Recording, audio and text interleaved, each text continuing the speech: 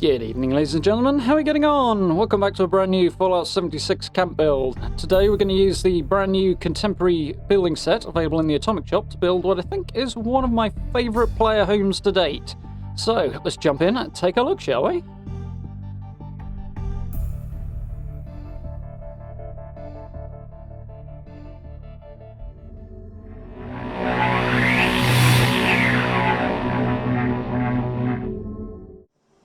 So, chilling out in the living room a moment. This build was inspired by a couple of builds I've seen lately. The new building set is quite popular on YouTube and in game in general at the moment. So, I took a little bit of inspiration from a couple of ideas I've seen around. The idea here was, No Respawns, for example, recently did a build using this set and he put some junk walls around it. But I thought we'll go a little more hardcore and go a little bit more almost Walking Dead vibe on this and really fortify the place. So, this is what I came up with. So let's have a look at where we are on the map first. You can see we are in the forest region. There's the camp. We're due north of Summersville. This little road here along the left-hand side of the river is actually where we are positioned. The map makes it look like we're on the wrong side of the river. But there's a Poseidon Power substation, Target Water Treatment, Sutton just over the hill there, and all the way up here we have Vault 76. Nice little flat spot beside the road this. Quite like the location. So, we're going to start off by lining up between these two telegraph poles, power poles, phone poles, whatever you want to call them here, and try and get the front of the build fairly central with the gap here. Just to make sure it meshes quite nicely. We're going to be a little closer to the front of the build area than is ideal, but I wanted to get some of the river in as well up the back. You'll see in the tour why. So, a couple of points on this one. The main technique I've used to board up the veranda around the outside, which you're going to see in a moment, proved to be a little challenging with the initial recording, so I had to re-record it and jump in, and we'll take a look at that separate tutorial in just a moment. The general idea is that if you're out on the veranda in this new building set, you're going to be rather exposed. You could board up the windows of the main house, but boarding up the veranda means you can actually use that space without feeling like you're under fire or having somebody stand a little further away and lob a grenade through your window or something like that. So it's designed to make the house a little more defensible from human-sized enemies, and hopefully you'll see what I mean by a Walking Dead vibe in just a moment. So, we've got this initial set of foundations positioned to line up with the gap between the two posts there, and we're now going to put the first of the internal areas in. So that first row is going to be where the veranda is, and then this second and third rows are going to be inside. So, we've got some walls on, so let's see what we're doing. It's actually easier to do the technique that I'm going to demonstrate in a moment if you have the walls off, but you can sort of see where we're going a little more if we've got the walls in. So, these are really nice actually, these. A little bit barn-like on the inside, but the window frames in particular I really like. And you can't jump through them either, which is cool. The window bars are actually solid. Improvement over the brick pieces. So, one of the other big things I wanted to do here was an idea I saw in a picture on Instagram, which was to put a little garden in there, which is going to be accessed through the first floor and going to be inside the building, but we'll come to that in just a moment. For now, we're going to get the last few walls in for the moment, anyway. I'm going to shift this door over, as I don't quite like coming out onto the cliff top there. Coming out on the side is a little bit more practical. There we go. And that is basically where the structure of the core of the building is going to be. So, for a starting point, I started where the door is because you're going to need somewhere that will have a gap in it for the door. It's the easiest place to set off from, but didn't really show it very well in my initial recorded clips. So here, we've jumped onto a brand new character that I started very, very recently. So we're going to use some slightly different bits and pieces, but I've put together basically the same structure so you can see what we're working on, and hopefully we'll be able to show you a little bit more clearly what I'm doing here. As you see, this is basically the same building. We'll stick the back on in just a moment. It's a little bit smaller than the one we're going to finish off with, but it conveys the message anyway, so save a little bit of time. But what I'm doing here is I'm going to use these blue textured floors to indicate where the inside is, and the plain brown ones are just going to be where the veranda is going to be. It's just so that now that I take the walls off, which makes it a bit easier to build, you can sort of see where the difference is going to be.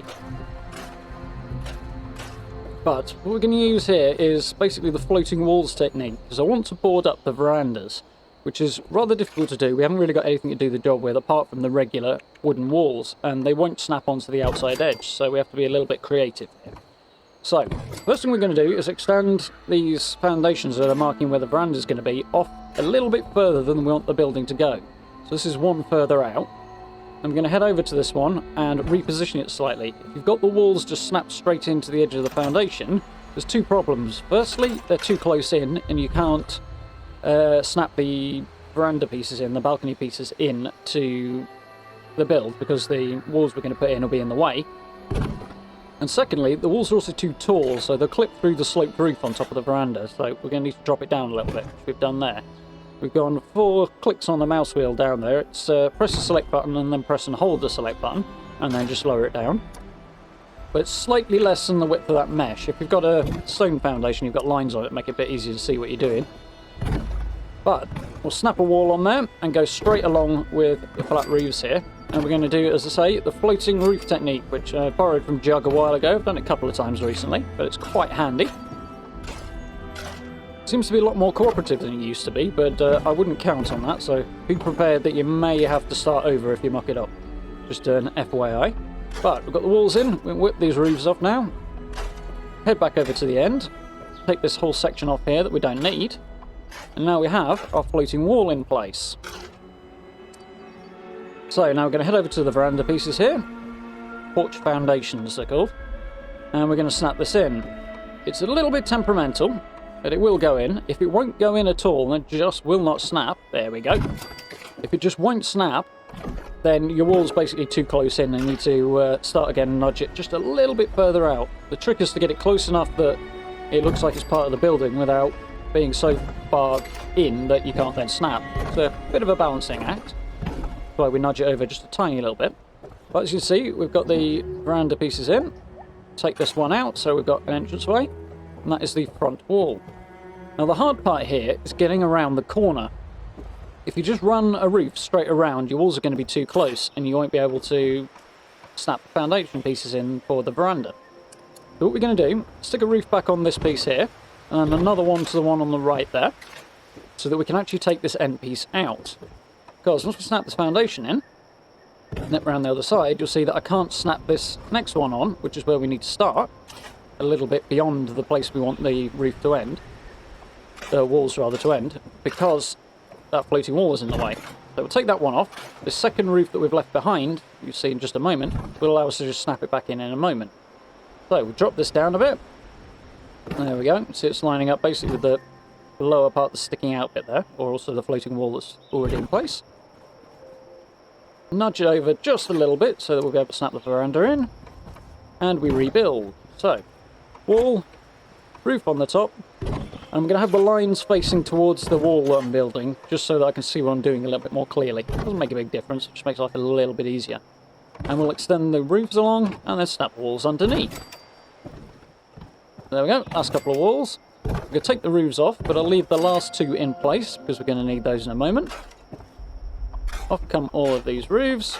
Now we don't need this end section here with the foundation. Take that all out. And we want to put in the corner wall that we took out before. So, we'll snap a roof to this one on the right, just under the veranda there. And snap the wall back in, whip the roof off, whip the next roof off. Go, we have the corner complete.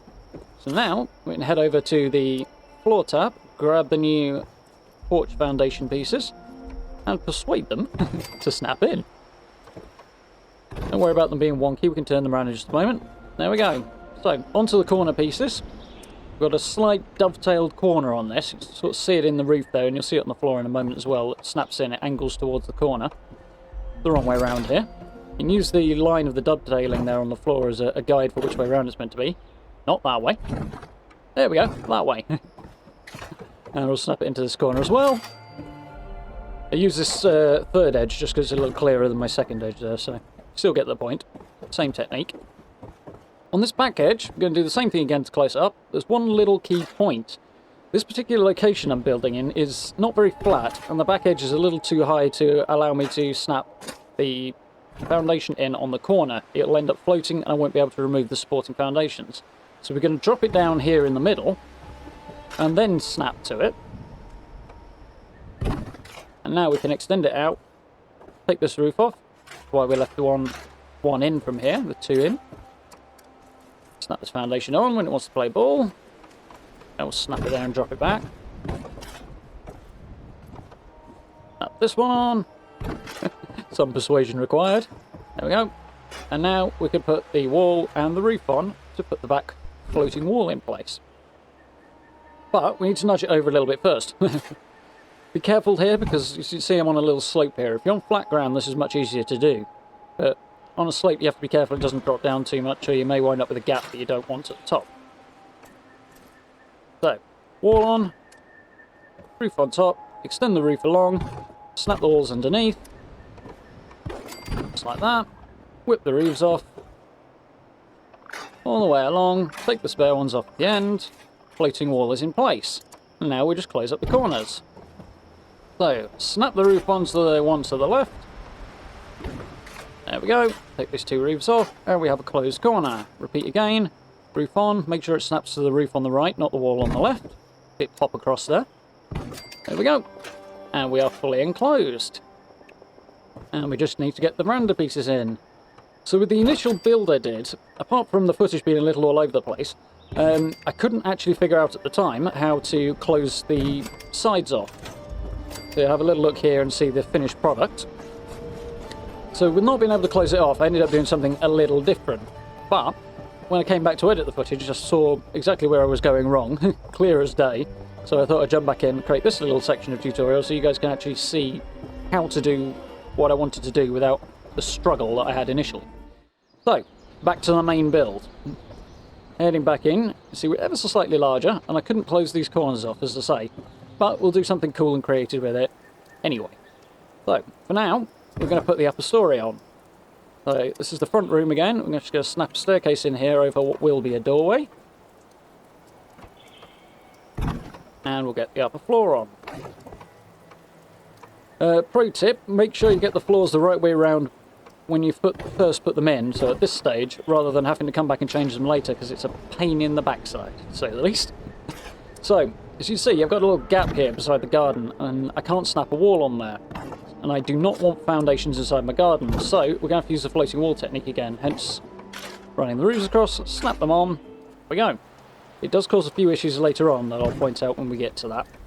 Now, just going to stick the roof in, the floor rather, in for the bedroom, nice and easy. And I'm going to start on the walls. So here, putting a railing around the stairs is a little difficult, and with the way the rest of the build is going to work, you'll see what I mean in a moment. I don't actually want railings, I want walls, but I do want to have wallpaper on the inside of both sets of walls, which means we need to double them up. So I'm going to take the floor up over there and just move this staircase and close the gap here. So long as you're in the middle of a floor or a foundation, you can double up the walls. There's a little technique to it. Credit to Final Render, that's where I picked this one up. Can't comment on where he picked it up, but I found it there. So we're going to snap a couple of doorways on, that's important, and then we can double them up. So either side of the line, effectively, which is why you need to be in between two floor pieces. We've now got two doors on the same section, back to back. And we can swap the stairs back over, put the floor back in. There we go. We now head into the menus and swap these out for walls. Go to the store and scrap page and select replace instead. There we go. Now we have back-to-back walls. Now I've screwed this up ever so slightly and had to redo it. But we get there in the end. So we've got one wall there, and we close it off. And now we have two back-to-back walls. This also works with door frames. If you want to leave door frames in there, then you can have wallpaper on both sides of a doorway. Which is what I'm going to do just below this point. Although I did that off camera. So, we'll hit some walls in here. This back section, I initially went for an angled roof. I actually ended up changing it during the decoration phase. Mostly because I wanted to put a door onto the roof of the veranda. And you'll see why once again in just a moment. But initially, just put some half walls on, snap the angled ones on top, and then dropped an angled roof on there. But this end that we're looking at now is where I wanted to put a door in the end, so that will be changed come the tour. And here, we're going to swap this window out for a doorway, as this is where I want the stairs down into our little enclosed garden. I have absolutely no idea why I wanted to approach the garden from the top, but it was something I knew from the get-go I wanted to do, so why not? In short, that's what we're going to do. So, roof on. I also changed the roof, I should say, over the bedroom. My initial setup basically all sloped down towards a divot in the centre, which would then have filled up with water in this terrible weather we're having. So I ended up changing it. I wasn't really very happy with it. But you'll see it in the tour. It's very, very simple. I'm sure you guys know how to snap a roof on by now. So it's just a little artistic difference, really. Here is a handy point. Because I snapped this single floor piece on, you need to use 3 single floor pieces, not a small one and a medium one there. Otherwise you won't be able to get railings on it. So, worth noting. You'll see what I mean again in the tour. And here I had to take the door and the wall beneath off just to get the staircase to snap. For some reason it didn't want to do it with the wall underneath. Strange rules of Fallout, I guess. Don't worry about that staircase. We're going to move on to the garden, which took a little bit of trial and error, even though I'm very happy with the result. I did discover, however, that you can snap these mesh floors straight through plants and crops and things like that, which is quite handy. So that is what I'm going to do to create our garden. So I don't have foundations, but I do have a cool looking garden. However, because we've got floating walls, that floor, when I wanted to remove it, was being obstinate. It snapped itself to the floating walls, which then meant I couldn't remove the floor without taking the walls out first. So, we'll quickly snap this roof back on and put the wall in. I'm actually going to take the top 2 sections of wall off, but it's somewhat by the by at this stage. So, with that fixed, we'll get some trees in. These were added in the atomic shop a little while ago. There's some dead ones, there's some autumn ones and some summer ones. I actually swapped these out for the summer ones. But you get the idea. It's worth noting, if you put a lot of these into your build, your frame rate will go through the floor. So just something to think about. A couple of them are fine, but if you basically build a small forest, you're going to have problems. Worth noting. Speaking of problems, I did actually have a few frame rate issues in the tour, which is a little unfortunate, but there are a lot of high-res textures in here, so what can you do? So we're going to snap a few crops in. I also put some razor grain and then a few other bits and pieces of decoration around and snap the floor to the bottom of that staircase over the top. So, let's have a look at the finished tour and I'll talk you through what we've done. So, as you can see from the outside, we have a fully boarded up veranda. As I said before, we're going for that kind of Walking Dead fortified house, keep the zombies out vibe. Because we are using the floating wall technique and not able to properly sink the walls into the foundations or the veranda pieces, they do kind of stick out a bit. You can just about see it at the bottom there. So we've lined the bottom edge with a few bits and pieces, break up the shape a little bit as well, which is nice, and to kind of hide that sort of rough edge. So this is why I was pushing really far forward in the build area, because I wanted a little bit of a water purification in the river there, right on the very edge of the build zone that. And we've got a few bits and pieces on the back of this sort of cliff, I suppose, for want of a better word, just to make sure that anybody who approaches from that side can't get a decent view and a decent position to attack the house from. Keep a bit further back. So, a few little bits and pieces, you see, just to kind of take the edge off the rough bottom of the boards that we've got there. And we'll head on inside. So these gates won't snap in, but they are quite agreeable about just placing in on their own, so that was quite helpful. We'll have a look around the veranda. Nice and secure. So we've got a player vending on this side. It's actually disabled at the moment because, from what I understand, a new duplication glitch that Bethesda are currently working on. So, not currently in operation, but those and display cases as well, which are also part of the problem, should be coming back fairly soon. We have a nice little view out. So as I said, I couldn't actually get this corner properly boarded up, or the back edge, come to mention it, during my initial build. I figured it out afterwards, which is what I demonstrated earlier. But for this initial build, I just went for a couple of lookout posts, kind of guard posts, which kind of worked well as well. I like that look as well. We will swing back around and have a look at the other edge. We've got a nice protected little area to hang out. You feel like you're outside, but at the same time you're not exposed, which is cool. Plus you've got a nice little crafting area, so I really like how this has come out. A little bit of light, it's nice and illuminated. It's pretty dingy in the evening, but even that works, so we'll see in just a moment. Heading around to this back corner again, we've got another little guard post. So the cliff edge there kind of obscures your view, but it also keeps anybody from getting too close and causing any problems, so there is that. Little door, some plungy boards at the bottom, and our toilet tucked in around the side there. Angled it away from the road, just in case anybody comes sauntering past while you're attending to business. All of our workbenches on the side. I went for the Vault-Tec Generators, basically because I wanted to avoid the noise or anything too huge and over the top. They kind of blend in and provide a little bit of extra decoration. Speaking of decoration, I've said on occasion in the past, build small and decorate a lot, and you're about to see why. It's also part of the reason I'm struggling with my frame rate, though. So I am very, very happy with how the inside of this place came out. Got a couple of new wallpapers there, giving the brick texture effect.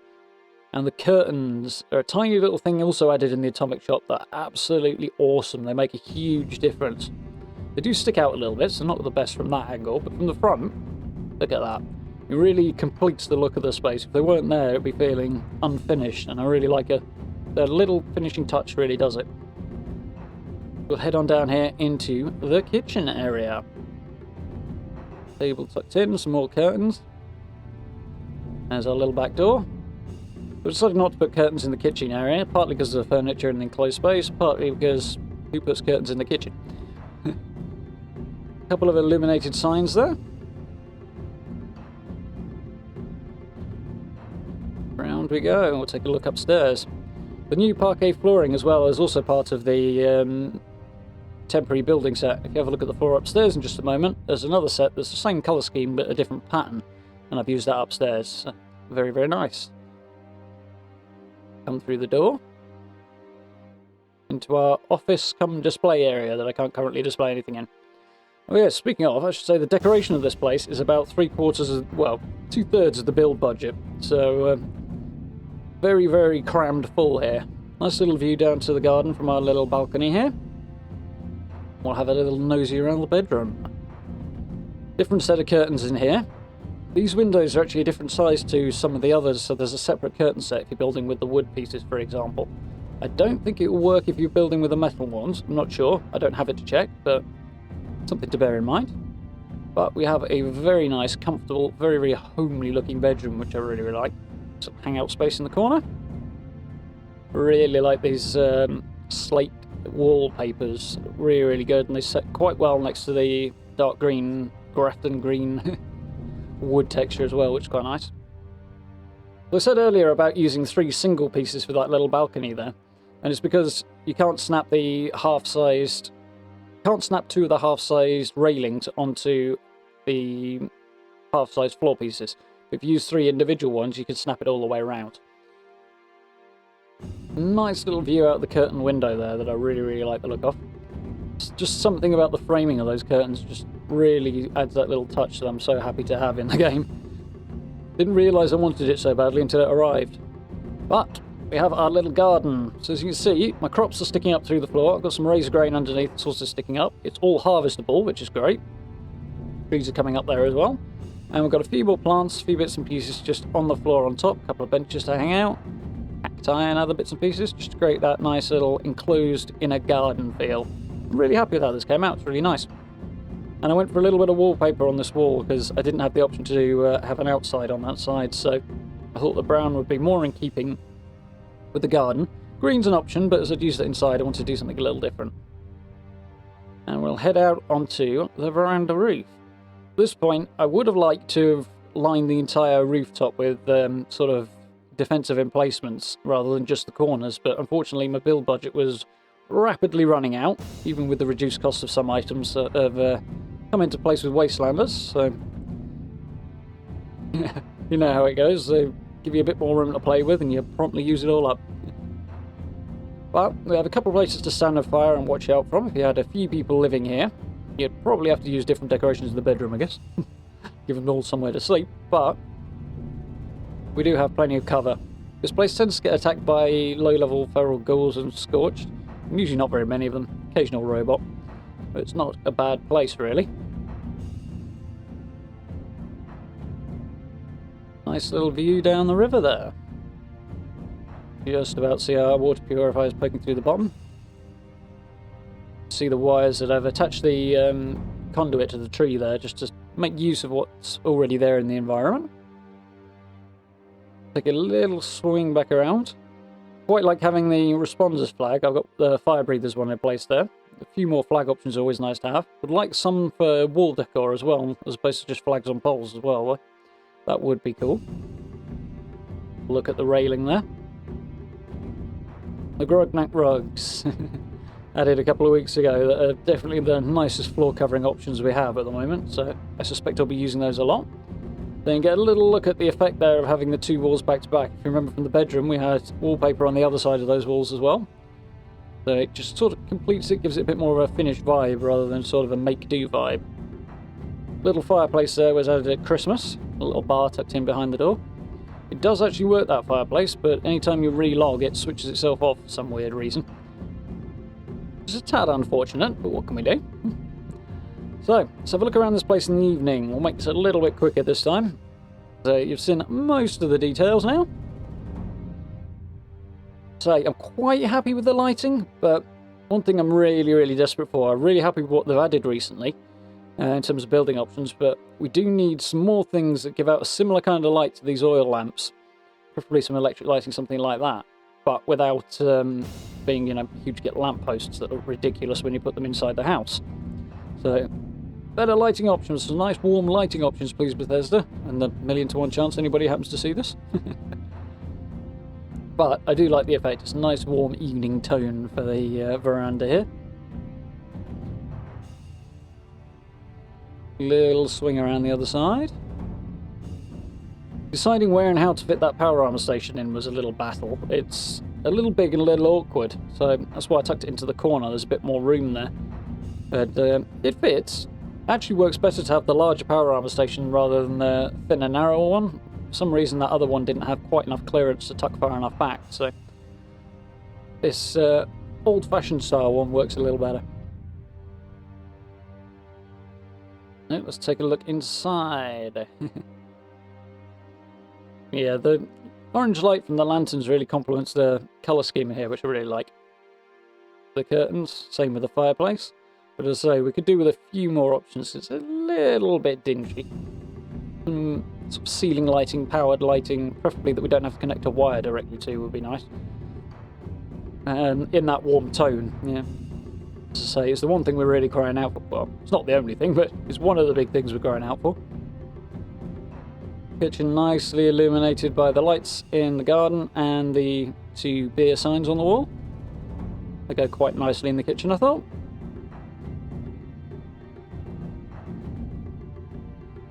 Really happy with the homely vibe that we're able to create now. It's really not very post-apocalyptic, admittedly. And I like having the bar there as well. I just flipped the White Springs bar around and pushed it up against the wall as it was on limited space. It works quite nicely. Yeah, not the most post-apocalyptic build ever, but it really does have a nice homely vibe, like somebody's spent a lot of time in the past year renovating a house they found. Not that the layout is exactly standard, but I wanted to do something a little different. Come into the bedroom, a little darker in here.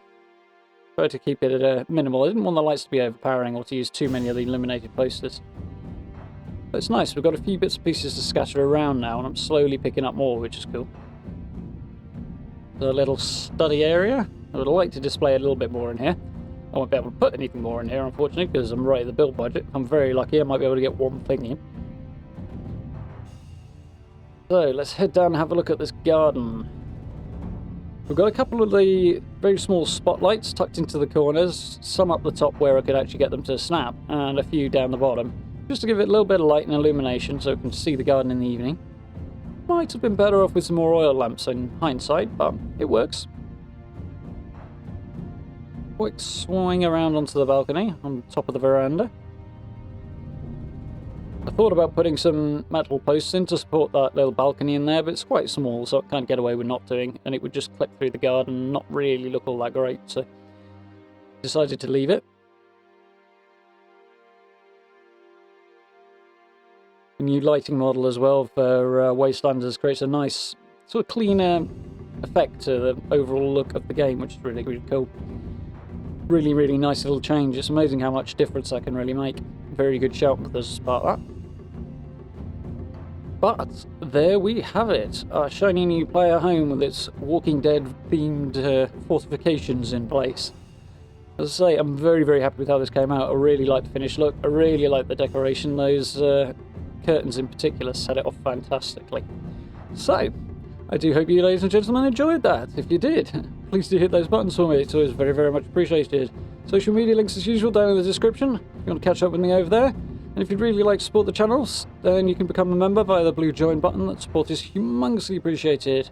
And do keep an eye out for the live streams as well. We should be jumping back into a little bit of Wastelanders very, very soon. Looking forward to it. For now, thank you very much for watching. I look forward to speaking to you all very, very soon.